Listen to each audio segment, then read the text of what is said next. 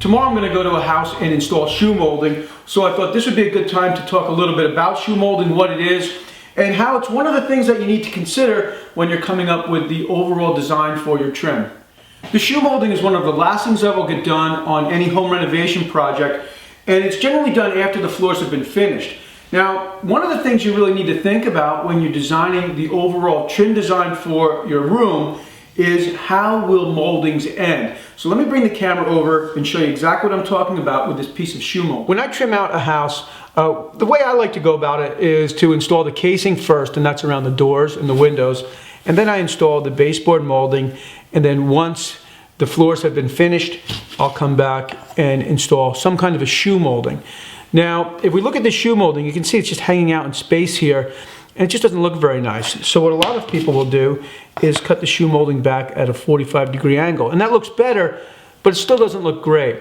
So let me show you two of the solutions that I like to use.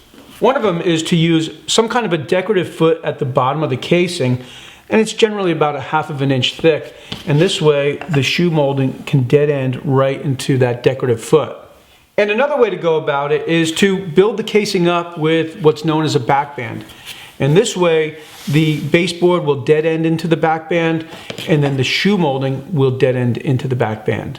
So you can really see just how important it is to really think the project all the way through, right down to the shoe molding, because the first pieces of molding that you attach are going to have a direct effect on your last piece, your shoe molding.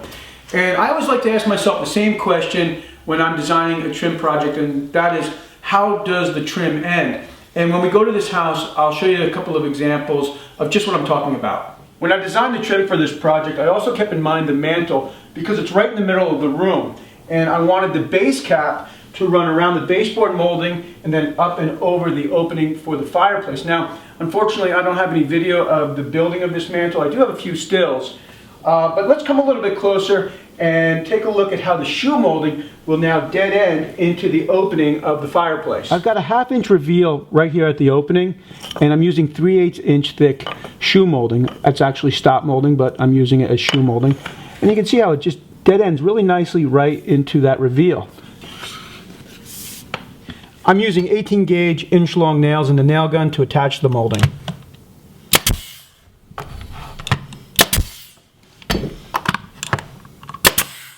Now let's take a closer look at the casing and how this backband allows the shoe molding to dead end into it. The casing is described as a 3½ inch Windsor casing, and the backband measures 3/4 of an inch by 1¼ inch deep. The 1¼ inch deep backband provides a ½ inch reveal at the baseboard, allowing for the shoe molding to dead end into the backband.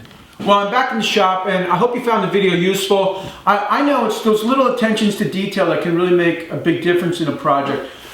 My original plan for this week was to post a video on the reorganization of the barn, but it's just not going to happen. I haven't really been in the shop that much, so I'm going to try to get that video up on Sunday, so I hope you'll tune in.